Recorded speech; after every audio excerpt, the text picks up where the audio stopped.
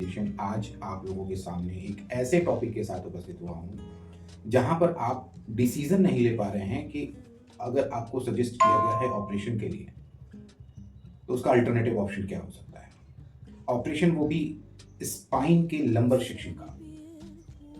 आपकी स्थिति अगर कुछ इस प्रकार से बन गई है कि डिस्क हर्निएटेड हो चुका है, डिस्क डीजेनरेटिव हो चुका है, डिस्क बल्जिंग हो चुका है, डिस्क स्लिप हो चुका है और ये ग्रेड 4 में आ चुका है और आपको ऑपरेशन सजेशन मिल चुका है, तो ये वीडियो आपके लिए है।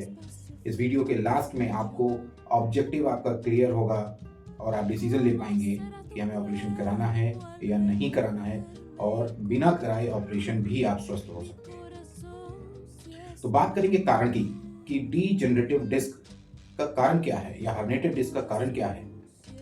दोस्तों, ये कई कारणों से होता है, जिसमें एक सबसे मुख्य कारण है उम्र का बढ़ना।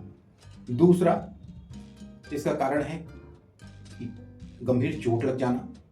तीसरा कारण है कोई भारी चीज आपने उठा दिया। चौथा कारण है हो सकता है शुगर, और पांचवा कारण है आपका लंबे समय तक का ट्रैवल करना। ये कारण बन सकता है, इनमें से कोई भी कारण हो सकता है जिसके कारण आपको ये परेशानी आती है। अगर आपके सिम्टम शुरुआत के हैं तो आप इससे रिकवर कर लेंगे। सो के उठने के बाद अगर आप प्रॉपर उठ नहीं पा रहे हैं, कमर में ताकत नहीं लग पा रही है, दर्द बहुत ज़्यादा बना हुआ है, तो इसको फर्स्ट फेज में ही आप इसको रिवर्स कर सकते हैं। कैसे, हम अभी आगे आपको बताएंगे। लेकिन फेज अगर सेकंड है किसी का कि दर्द बहुत ज़्यादा बना रहता है, ज़्यादा देर बैठे रहने पे अकड़न हो जाती है, ज़्यादा समय तक लेटे रहने के बाद उठ के बैठ नहीं पाते हैं, दर्द बहुत ज़्यादा बना रहता है और बिना दवा के आप नहीं चल पाते हैं, तो भी इसको आप रिवर्स कर सकते हैं। और तीसरा स्टेज, आप बेल्ट लगाना पड़ रहा है, बिना बेल्ट के आप नहीं रह पा रहे हैं, आप एक तरफ कर्व होते चले जा रहे हैं, झुकते चले जा रहे हैं दर्द के कारण, तो ये स्टेज 3 है। और 4 में भी यही स्टेज का सिम्टम होता है कि आप बहुत दूर तक चल नहीं पाते हैं, पैरों की ताकत आपकी खत्म होने लगती है, अचानक लगेगा कि हम गिर जाएंगे, आपको कुछ देर के बाद बैठना पड़ जाता है, पैर अचानक से पतले होने लगते हैं, पैरों में झुनझुनी आपकी लगातार बनी रहती है क्योंकि नसें डैमेज हो रही होती हैं। कुछ लोगों के साथ ऐसे कंडीशन भी होते हैं कि उनको यूरिनेशन हो जाता है, मोशन हो जाता है और पता ही नहीं चलता है, क्योंकि पैरों में ताकत लग नहीं रहे हैं, तो सिम्टम्स आ रहे हैं लेकिन वो नस दब जाने के कारण आपको पता नहीं चल पा रहा है, ऑर्गन सिम्टम्स नहीं दे पा रहा है दूसरे ऑर्गन के लिए, तो ये परेशानी आ जाती है। तो जो मेडिसिन चलते हैं उनके साथ ऑपरेशन की भी सलाह दी जाती है।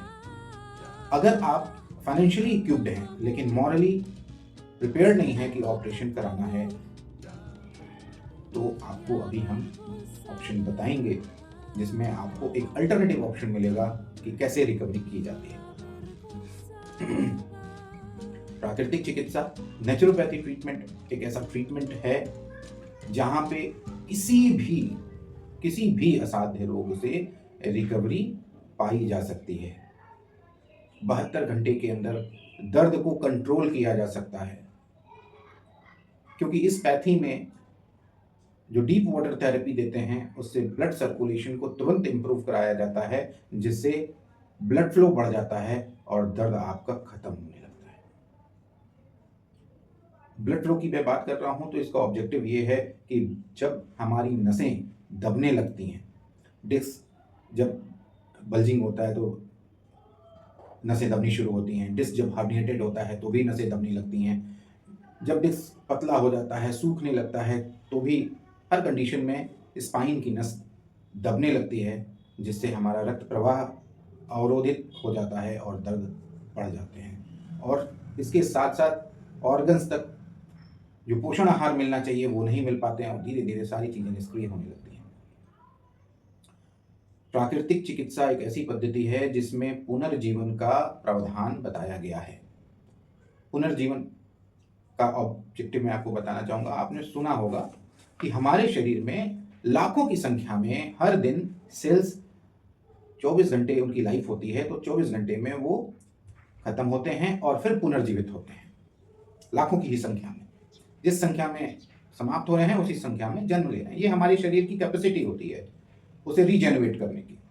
लेकिन जब ये शक्ति कम होने लगती है, हमारी इम्यूनिटी वीक पड़ने लगती है, तो मृत्यु होने की संख्या उसी प्रकार से है और जन्म होने की संख्या कम होने लगी तो रोग कहीं ना कहीं आना ही है।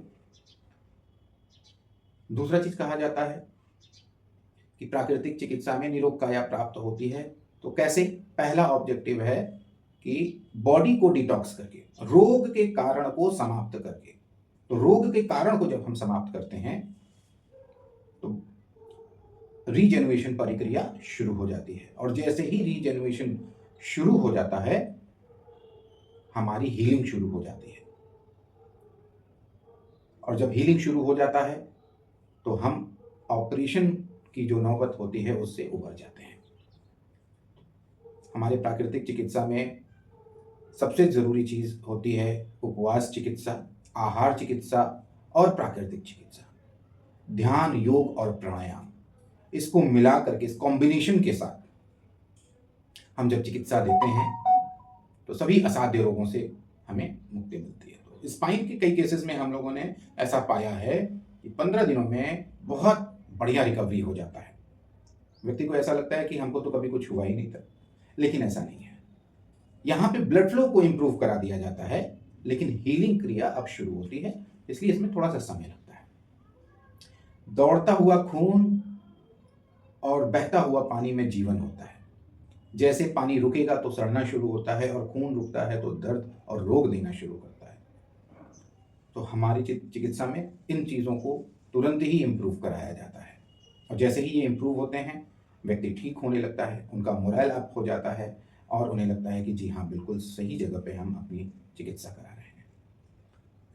डीप वाटर थेरेपी, गर्म ठंडी पट्टी, आहार चिकित्सा का कॉम्बिनेशन इसमें हम लोग प्रोवाइड कराते हैं, और पेशेंट को विद इन 72 आवर दर्द में राहत मिल जाती है। और धीरे धीरे ये प्रक्रिया चिकित्सा के साथ हम लोग करते जाते हैं और पेशेंट को 15 दिनों में बहुत अच्छी लाभ मिल जाती है, और ऑपरेशन की जो स्थिति है वहाँ से वो टलनी शुरू हो जाती है। एक ऐसा ही केस स्टडी मैं आपके साथ शेयर कर रहा हूँ, जहाँ पे 55 साल की एक महिला, जिन्हें शुगर भी है, बीपी भी है, और उनका एक पैर पतला होता जा रहा है, शरीर बैंड होता जा रहा है, चल भी नहीं पा रही हैं प्रॉपर, थोड़ी दूर चलने के बाद उन्हें बैठना पड़ जाता है, ताकत नहीं लगती है। ऐसे पेशेंट की केस स्टडी मैं आपके साथ शेयर कर रहा हूँ, जिनका डिस्क हार्निएटेड हो गया है, सूख गया है, फैब्रेट्स भी आ गए हैं, और वहाँ से इनकी रिकवरी हम लोग शुरू कर रहे हैं। जल्द ही हम आपको इंटरव्यू के साथ आपको शेयर करेंगे और उनके बेनिफिट्स को बताएंगे। तब तक के लिए आप अपना बहुत ख्याल रखिए, और अगर आप डिसीजन अभी तक नहीं ले पाए हैं कि क्या करना है, तो निश्चित रूप से आपको ये वीडियो बहुत हेल्पफुल होगा, जो आपको डिसीजन लेने में मदद करेगा कि अल्टरनेटिव ऑप्शन के साथ आप कैसे आएँ। अगर आप हमसे जुड़ना चाहते हैं और कोई परेशानी के बारे में पूछना चाहते हैं तो दिए गए नंबर पे आप अपनी डिटेल्स प्रोवाइड करिए, यहाँ से आपको जानकारी दी जाएगी, पूरा सहयोग किया जाएगा। ख्याल रखिए, बहुत सारी शुभकामनाएं। धन्यवाद, नमस्कार।